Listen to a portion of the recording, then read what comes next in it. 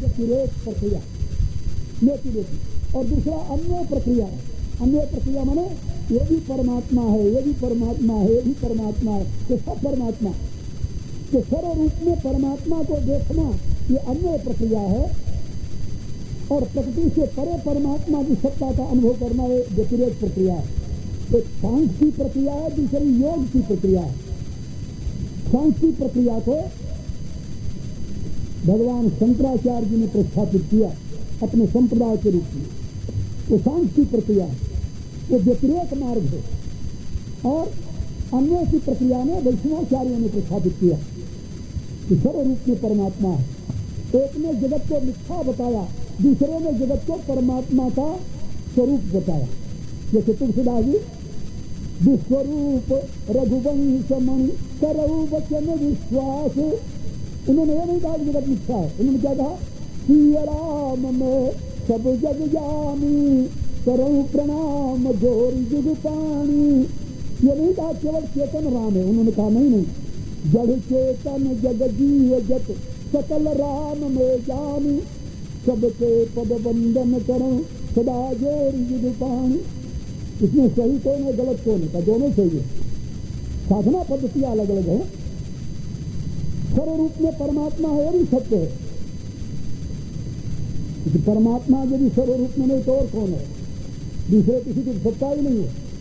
कहा प्रकृति है, कहा प्रकृति भी परमात्मा की शक्ति है। प्रकृति तू मायाम तू प्रकृति बुद्धि मायनम तू महेश्वर। कहा माया को प्रकृति कहते हैं और मायन को महेश्वर कहते हैं, और महेश्वर और प्रकृति के सिवा है क्या सृष्टि में, और कुछ नहीं है। तो प्रकृति परमात्मा की है। इसीलिए गीता में भगवान ने कहा मैं अध्यक्षेण प्रकृति से चराचर हेतु माने कौनते जगत भी परिवर्तित है। और ये प्रकृति का परिणाम ही तो है बुद्धि से लेकर शरीर तक, जिसमें चेतन का प्रकाश भरा हुआ है। और यही तो योग समझाता है कि आप इस प्रकृति के परिणाम से चेतन को ऊपर उठाकर के अपने अवस्था में प्रतिष्ठित कर दे। यदि चेतन में प्रतिष्ठित हो जाए तो स्वरूप प्रतिष्ठावाची शक्ति ये असंप्रज्ञा समाधि हो जाती है, और इसी को मोक्ष कहते हैं। और यदि चेतन इस लिमिटेड बॉडी में बंधा रहे किसी भी स्तर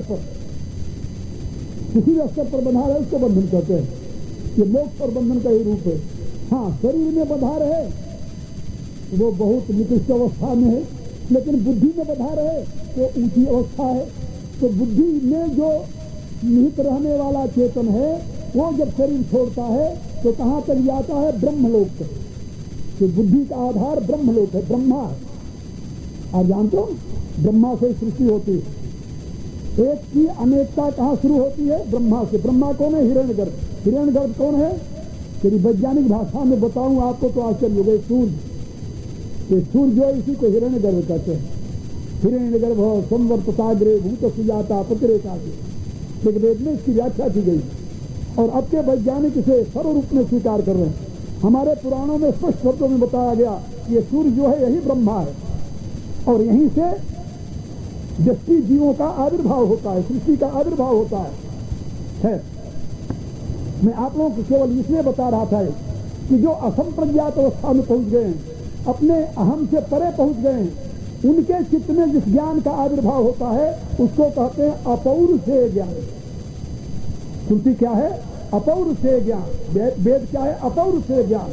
तो किसी पुरुषार्थ का परिणाम नहीं है। क्योंकि पुरुषार्थ तो तब तक होता है जब तक आपका अहम जीवित है, और जब आपका अहम ही समाप्त हो गया, अपने कारण में लीन हो गया, तब पुरुषार्थ आप कहाँ से करेंगे। और जब आप पुरुषार्थ किए नहीं तो पुरुषार्थ का परिणाम वो ज्ञान कहाँ से हो गया। इसलिए अपौरुषेय ज्ञान कहा जाता है वेद। और स्मृति क्या है, स्मृति पुरुषार्थ जन्य ज्ञान है, पौरुषेय ज्ञान है। यानी जब आप बुद्धि में स्थित होकर के अपने इंडिविजुएशन के प्रकाश में जगत को देखते हैं, उस ज्ञान को कहते हैं पौरुषेय ज्ञान। उसी की संज्ञा है स्मृति। क्योंकि आप होते हैं तभी तो स्मरण आता है, वहां व्यक्ति भाव जीवित है। तो स्मृति में व्यक्ति भाव जीवित रहता है, और श्रुति की अवस्था में व्यक्ति भाव नहीं रहता। इसलिए श्रुति परम प्रमाण है, और स्मृति जो है वो श्रुति के आधार पर प्रमाण मानी जाती है। अब आप लोग समझ गए होंगे। और ये केवल हिंदुओं के लिए नहीं है, मानव मात्र के लिए, कि मनुष्य दुनिया का कोई भी हो, इन दोनों अवस्थाओं को प्राप्त कर सकता है। तो कोई जरूरी नहीं है कि भारत में पैदा होने वाला इस अवस्था को प्राप्त करे। कहीं का मनुष्य हो, यदि उस साधना को अपनाता है तो उस अवस्था को प्राप्त कर लेगा। वो प्रकृति से परे भी जा सकता है। हाँ, हुआ है मंसूर, जिसने अनाहत की घोषणा की है, जिसको सूली पर चढ़ा दिया गया था। मंसूर का नाम सुना होगा आप लोगों ने इतिहास में। वो वैदिक विज्ञान का अनुयायी था। उसको कोई गुरु मिल गया था, उस रास्ते पर चल पड़ा, और जब उस अवस्था में पहुंचा तो उसने अनलहक माने मैं ब्रह्म हूं, अहम ब्रह्मास्मि। तो अहम ब्रह्मास्मि की जब वो घोषणा किया तो इस्लाम के खिलाफ था कि तू कैसे ब्रह्म हो सकता है, और उसे सूली पर चढ़ा दिया जी को। लेकिन भारत में तो अहम ब्रह्मास्मि वो भी कह रहे हैं जो शरीर में भी रमे हुए हैं, लेकिन उनको कोई पूछने वाला भी नहीं है कि ऐसा क्यों कहते हो भैया तू। जो शरीर में आ सकते हैं वो भी अपने आप को हम ब्रह्मास्मि कहते घूम रहे हैं। उन योगियों की बात छोड़िए। तो मैं आप लोगों को ये बता रहा था कि धर्म जो है सनातन है और मानव मात्र के लिए है। उसका अनुसंधान, उसकी प्रतिष्ठा उन ऋषियों के द्वारा हुई है जो असंप्रज्ञा समाधि और संप्रज्ञा समाधि में अवस्थित थे। संप्रज्ञा समाधि में अवस्थित होने वाले ऋषियों की जो अनुभूति संकलित है उसको स्मृति कहते हैं, और असंप्रज्ञा समाधि में पहुंचे हुए ऋषियों की जो अनुभूतियां अवतरित ज्ञान है उसको श्रुति कहते हैं। ये श्रुति और स्मृति की व्याख्या वैज्ञानिक रूप से आप लोग समझ गए होंगे।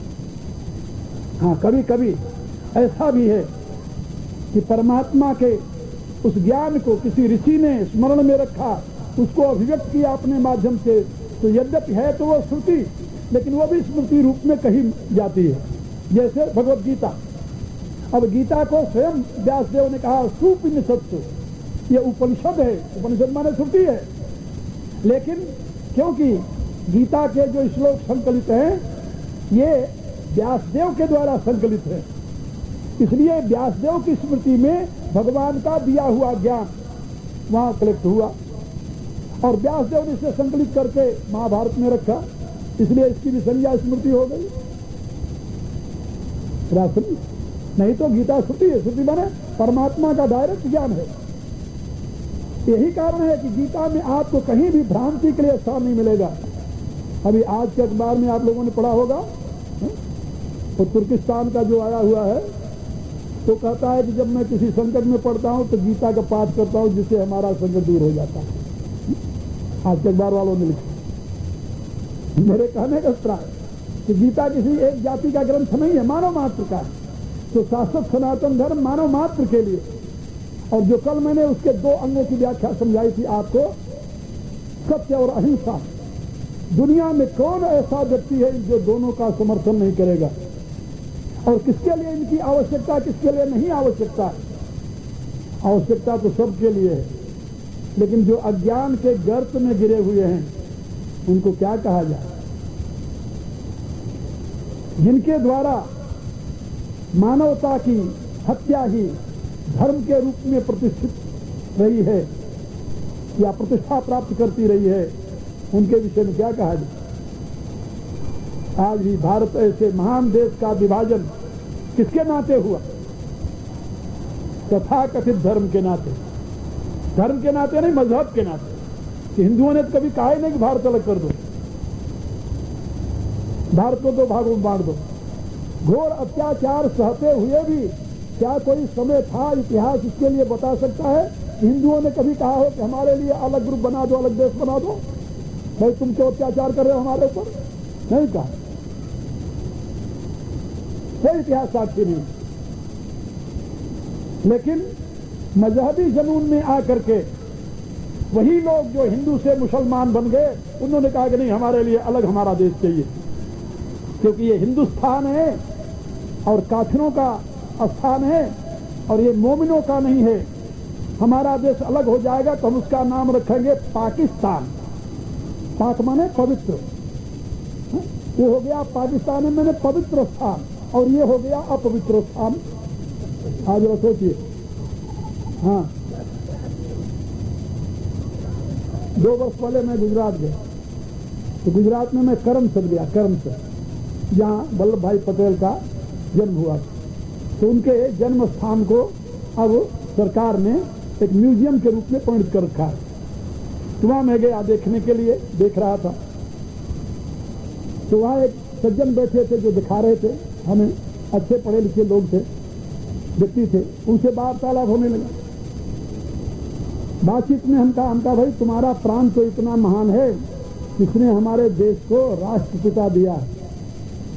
तो कहने लगा कि महाराज आपसे मैं ऐसी आशा नहीं कर रहा था कि आप ऐसी बात कहेंगे। हम कहा क्यों? कहा हिंदुस्तान तो लाखों वर्ष का पुराना देश है, इसका पिता परमात्मा के सिवा और कौन हो सकता है? कोई व्यक्ति इसका पिता नहीं हो सकता इस राष्ट्र का। तो हिंदुस्तान है, भारतवर्ष है। हम कहा फिर तो गांधी जी को राष्ट्रपिता क्यों कहते हो तुम लोग, या लोग क्यों कहते हैं? बोले एक राष्ट्र के पिता जरूर है। हम कहा किस राष्ट्र के पिता है? कहा जिसको जो जन्म देता है उसी का तो बाप माना जाएगा। हम कहा जी हाँ। कहा उन्होंने पाकिस्तान को जन्म दिया तो पाकिस्तान के वो राष्ट्रपिता है, भारतवर्ष के नहीं। मैं उसकी तरफ देखता रह गया, देखो कितनी तरकी बात है कह रहा। तो कहता राष्ट्रपिता तो है लेकिन पाकिस्तान के है, कि पाकिस्तान नाम के राष्ट्र को उन्होंने जन्म दिया। और भारत को कौन पिता हो सकता है? तो अनादि काल से भारतवर्ष है। हिंदुस्तान की तो कोई सीमाएं नहीं, कब से हिंदुस्तान है? क्या कोई इसका इतिहास बता सकता है कि अमुक काल से ये हिंदुस्तान बना है? असंभव। इसलिए मैं आप लोगों को बता रहा था कि शाश्वत सनातन धर्म अनादि है, अनंत है, और उसमें सत्य और अहिंसा ये धर्म के जो क्रियात्मक स्वरूप हैं, इनकी प्रतिष्ठा मानव मात्र के लिए है। ऋषियों ने जो अनुभव किया वो किसी जाति के लिए नहीं किया, किसी व्यक्ति के लिए नहीं किया, किसी देश विशेष में रहने वालों के लिए नहीं किया, वो मानव मात्र के लिए। भगवान का संदेश मानव मात्र के लिए। भगवान ने स्वयं गीता में कहा है एने मत निगम नित्यम अनुतिष्ठन्ति मानवाः, क्या ये मेरा नित्य मत है, और जो मनुष्य इसका अनुष्ठान करेगा वो चाहे जहां का रहने वाला हो, भारत का रहने वाला है या अमेरिका, जिसे कोई मतलब नहीं। अनुतिष्ठन्ति मानवा, जो मानव इसका अनुष्ठान करेगा, श्रद्धावंतो अनुसूयंतो मुच्यन्ते तेज कर्म भी, तो अपने कर्मों के द्वारा कर्मों से मुक्त हो जाएगा हमेशा के लिए। आगे और 18वें अध्याय में कहा यथा प्रवृत्ति भूतानाम येन सर्वमिदं ततम स्वकर्मणात्मभ्यर्च्य सिद्धिर्मिन्नति मानवा। कहा मानव परम सिद्धि रूप मोक्ष को पा सकता है। कैसे पा सकता है? उन्होंने कहा यथा प्रवृत्ति भूतानाम, जिस परमात्मा से संपूर्ण प्राणियों की प्रवृत्ति हो रही है और जो परमात्मा सब में व्याप्त है, अपने कर्मों के द्वारा उसकी पूजा करके, अलग से पूजा करके नहीं, घंटा घड़ियाल बजा कर नहीं, तो पूजा का नाटक है, पूजा नहीं है। पूजा क्या है? स्वकर्मणात्मक, अपने कर्मों के द्वारा उस परमात्मा की पूजा करके मानव परम सिद्धि को प्राप्त कर सकता है। इसलिए यह शाश्वत सनातन धर्म मानव मात्र के लिए है, और यही एक धर्म है। याद रखो, जब भी इस दुनिया के लोग सजग होंगे और ये सोचेंगे कि कोई ऐसा एक धर्म हो, ऐसा एक जीवन का विधान हो, नियम हो, जिसका अनुसरण करते हुए मानव सुख और शांति के साथ रह सके, मानव में आत्मभाव की प्रतिष्ठा हो सके, भ्रातृत्व की प्रतिष्ठा हो सके, उसमें उन दुनिया के विचारिक लोगों के लिए केवल एक आश्रय मिलेगा, सनातन धर्म, अन्यथा नहीं। क्योंकि हम देखते हैं इतिहास के पन्नों में आप ढूंढिए, कोई काल ऐसा नहीं मिलेगा जब भारत महान शक्ति से संपन्न था, तभी उसने किसी जाति, किसी देश के ऊपर कोई आक्रमण नहीं किया, अत्याचार नहीं किया, जबरी किसी को हिंदू बनाने का प्रयत्न नहीं किया, उसने नहीं किया। कोई उदाहरण नहीं मिलता इतिहास में। इतना ही नहीं, एक बार एक पादरी मुझसे मिले, उन्होंने कहा कि जब तक सारी दुनिया ईसा मसीह की छत्र छाया के जिनसे नहीं आएगी, तब तक दुनिया में शांति नहीं हो सकती, ब्रदरहुड नहीं आएगा। अभी हमारे यहाँ पोप आकर के ही कह करके गया है, सुना होगा आप लोगों ने। मैंने उससे पूछा, हम कहा कि 2 विश्व युद्ध हुए हैं दुनिया में? बोले हाँ। हम कहा कौन लड़े थे और क्यों लड़े गए दोनों युद्ध? मालूम है तुम्हें? दोनों महायुद्धों में कारण कौन था? दो अलग अलग धर्म वाले थे? बोले नहीं, दोनों क्रिश्चियन थे और दोनों एक संप्रदाय के प्रोटेस्टेंट। और आज भी आयरलैंड और इंग्लैंड का झगड़ा चल रहा है, दोनों ईसा मसीह को मानते हैं, लेकिन दो अलग अलग संप्रदाय हैं, कैथोलिक और प्रोटेस्टेंट, आपस में लड़ रहे हैं। इतना ही नहीं, अमेरिका में तो केवल कानून है कि वहां प्रोटेस्टेंट ही प्रेसिडेंट बन सकता है, दूसरा नहीं। और इतना ही नहीं, और मैं आपको बताऊं, कनाडा में दो ग्रुप है, एक प्रोटेस्टेंट है, दूसरे कैथोलिक है। कैथोलिक और प्रोटेस्टेंट आपस में लड़ रहे हैं। कैथोलिक कह रहे हैं हमारे लिए अलग कनाडा चाहिए, हम तुम्हारे साथ नहीं रहेंगे। हम कहा ब्रदरहुड तो वहां नहीं आया और तुम दुनिया में ब्रदरहुड कहां से पैदा कर दोगे। और यही हालत इस्लाम की रही है, जो वो इस्लाम की वकालत करते हुए कहते हैं कि तो भाईचारे का धर्म है, उनको देखना हो तो भाईचारा अरब देश में देख लें। भारत के एक प्रांत के बराबर पूरा अरब देश है और उसमें कितने राष्ट्र हैं आप लोग सब जानते हो, सब विभाजित है और एक दूसरे को खत्म करने के लिए तत्पर रहते हैं। ईरान और इराक कितने वर्षों तक लड़ते रहे हैं और लाखों लोग उसमें मारे गए हैं। और इसी रूप से पूरा मिडिल ईस्ट को आप देखिए, भाईचारा आपको कहां मिलेगा? धर्म के नाम पर भारत में कभी इस प्रकार की क्रिया नहीं हुई और हम कभी भी धर्म के नाम पर किसी को पीड़ा पहुंचाने के हक में नहीं है। क्यों नहीं है? इसलिए नहीं है कि धर्म मानव मात्र के हित के लिए है, वह किसी अंधश्रद्धा को सुरक्षित रखने के लिए नहीं है। जो अंधश्रद्धा पर प्रतिष्ठित है उसको हम स्वयं नकारते हैं और जो विवेक के प्रकाश में सत्य है उसको हम स्वयं प्रतिपादित करते हैं। इसलिए मैं आज आपको धर्म का तीसरा रूप बता रहा हूं, सत्य और अहिंसा के पश्चात। सत्य है धर्म, अहिंसा है धर्म। तुलसीदास जी लिखते हैं, धर्म न दूसर सत्य समाना, आगम निगमा पुराण बखाना। सत्य के समान कोई दूसरा धर्म नहीं है। ये वेद पुराण शास्त्र इसकी व्याख्या करते हैं। दूसरा धर्म का रूप क्या है? का परम धर्म जग विदित अहिंसा, परनिंदा सम अघनगरीसा। कहा कि परम धर्म है अहिंसा, अहिंसा परमो धर्म। मन से, वचन से, कर्म से अपने सुख के लिए दूसरे को दुख न पहुंचाना, अहिंसा। और इस अहिंसा का पालन करना मानव मात्र का कर्तव्य। इस अहिंसा का पालन कैसे होगा जानते हो? कर्तव्य अपना और अधिकार दूसरे का देखने से। कलह कहां से प्रारंभ होती है? दुर्भाग्य है इस देश का इस समय कि जितनी राजनीतिक पार्टियां हैं तो सब जनता को केवल उसके अधिकार के लिए प्रोत्साहित करती है, तुम्हारा ये अधिकार है। लेकिन कोई पार्टी ऐसी नहीं जो ये बताती हो कि तुम्हारा कुछ कर्तव्य भी है इस देश के लिए। जो रिजर्वेशन की कहानियां हो रही हैं, उनसे पूछो कि भाई रिजर्वेशन की वकालत तुम करते हो तो तुम क्या ये नहीं जानते कि जिनका अधिकार की व्याख्या तुम करते हो उनका कोई कर्तव्य होता है इस राष्ट्र के लिए? और योग्यता के अभाव में अपने कर्तव्य का पालन कैसे कर सकते हैं? उनमें योग्यता का सृजन करो, उनके लिए इतनी सुविधा जो कि वो सुयोग्य बन जाए। और सुयोग्य बनेंगे तो तुम्हारी सिफारिश की जरूरत नहीं होगी। और यदि तुम्हारे विचार के बैसाखी के सहारे तुम उनको खड़ा करोगे तो कल तो गिर जाएंगे। जहां बैसाखी कीजिए कहां वो गिरे। इसलिए मेरी राय है कि किसी व्यक्ति, जाति, समाज को यदि उन्नत होना हो तो उसको सुयोग्य बनाना चाहिए। अधिकार देकर के उसे पतन के गर्त में धकेलने की योजना नहीं बनानी चाहिए। लेकिन दुर्भाग्य से देश में ये होता आ रहा है और हो रहा है।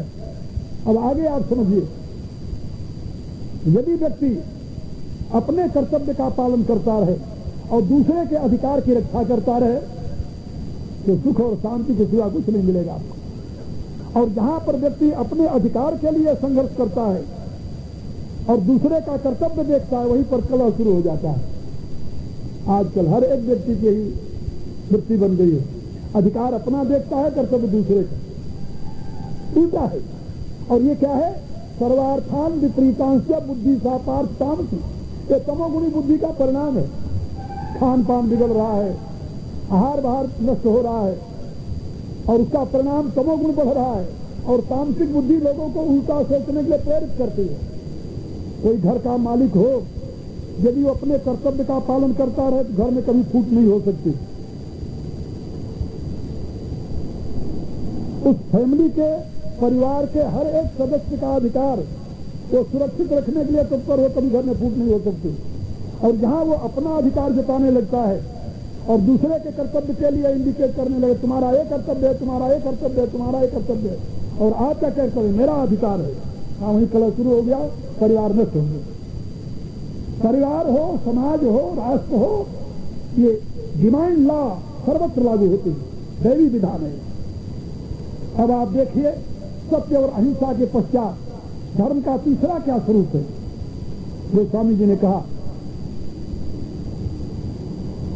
भगवान राम के मुख से कहला।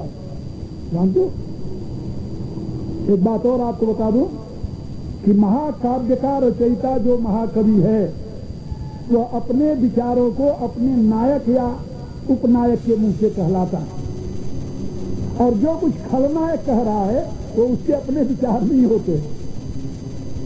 हर एक महाकाव्य में नायक होता है, सहनायक होता है, खलनायक होता है। तो खलनायक जो कुछ कहता है वो सिद्धांत नहीं होता। एक बार हम कहीं व्याख्यान दे रहे थे तो माँ मेरे पास आई, उसने मेरे से कहा, महाराज तुलसीदास जी ने तो देवियों स्त्रियों की बड़ी निंदा की है रामायण में। उनका माँ मैंने कहीं पढ़ा नहीं, किस चौपाई में निंदा की है, रामायण पूरी मुझे याद है, वर्णानाम और संज्ञानाम से लेकर घंटी नुमानवा तक मेरी खोपड़ी में है, बता किस चौपाई में की है। कहा क्यों, आपको ये पता नहीं है? उन्होंने 7 शब्दों में कहा है कि नारी स्वभाव सत्य कवि कहीं, अवगुण 8 सदा उर रही। मैंने उसे पूछा, हम कहा इस चौपाई का वक्ता कौन है, तो ये तो मैंने ध्यान नहीं दिया। हम कहा इस चौपाई का वक्ता है रावण। किससे कह रहा है? मंदोदरी से कह रहा है। और कब कह रहा है? जब मंदोदरी से समझाती है कि राम परमात्मा है, उनसे तुम बैर न करो, तब वो कहता है, रावण कहता है मंदोदरी से। अब रावण की बात तुम सत्य मानती हो तो ठीक है, हमें क्या कहूं। और राम क्या कहते हैं? हाँ, राम कहते हैं कि हा गुण खानी जानकी सीता। राम नायक है, वो अपनी पत्नी को क्या कहते हैं? हा गुण खानी जानकी सीता। और रावण क्या कहता है अपनी पत्नी को? कि नारी स्वभाव सत्य कवि कहीं, और गुण 8 सदा उर रही। अब रावण की बात मानो या राम की बात मानो, हम तो राम की मानते हैं देवी, तुम चाहे जिसकी मान लो। मेरे कहने का अभिप्राय कि महाकवि जो है तो अपने महाकाव्य में जो कुछ अपने सिद्धांत को व्यक्त करना चाहता है तो अपने नायक के द्वारा कहलाता है, या नायक के जो सहयोगी उनके द्वारा कहलाता है। कि ये धर्म की जो मैं व्याख्या आपको सुना रहा हूँ, युग धर्म की, ये गोस्वामी जी ने अपने महानायक भगवान राम के द्वारा क्या कहलाया कि धर्म न दूसर सत्य समाना, आगम निगम पुराण बखाना। कि राम कहते हैं। और इसी रूप से राम के अनन्य चरणानुरागी भुसुंडी, राम के भक्त, तो क्या कहते हैं कि परम धर्म श्रुति विदित अहिंसा, ये भुसुंडी जी कहते हैं। और आगे का पुनः धर्म की व्याख्या राम करते हैं। और किससे कहते हैं जानते हो? जब सिंहासनासीन होते हैं भगवान राम, राजा को शासक कहा जाता है, शासक, शास्ता, ये तो आप लोग जानते हैं। लेकिन शासक का अर्थ आप लोग केवल एकांगी जानते हैं, दोनों नहीं जानते होंगे, क्षमा करना। हो सकता है कुछ लोग बैठे हो यहाँ पर जो संस्कृत से जाता है उनको दोनों अर्थ मालूम हो, लेकिन अधिकांश लोग केवल एक अर्थ जानते हैं कि शासन माने दंड की व्यवस्था करना, लेकिन शासन माने शिक्षा भी होता है, शिक्षा देना। शासन का सही अर्थ होता है शिक्षा के द्वारा किसी के जीवन को व्यवस्थित बनाना, सुधारना। दूसरे शब्दों में ये शासकीय जो व्यवस्था है ये दंड देने के लिए नहीं है, ये शिक्षा के द्वारा उसके जीवन को व्यवस्थित करने के लिए। तो शासन के दो अर्थ होते हैं, शास धातु का अर्थ शिक्षा और अनुशासन दोनों होता है। अब यहाँ पर भगवान राम, जिनको आदर्श राजा मानते हैं हमारे इतिहास में, अपनी पूरी प्रजा को एकत्रित करके समय समय पर उसको शिक्षा प्रदान करते हैं। और शिक्षा में अवधपुरवासी में क्या समझाते हैं कि तुम लोग धर्मात्मा हो, लेकिन धर्म का अर्थ केवल पूजा पाठ नहीं है, तो फिर धर्म का अर्थ क्या है? राम कहते हैं कि परहित करि सो धर्म नहीं भाई, पर पीड़ा सम नहीं अधमाई। ये निर्णय सकल पुराण वेद कर, कहूँ तात जा नहीं को विद नर। नर शरीर धरि जे पर पीड़ा, करई के सहई महाभव भीरा।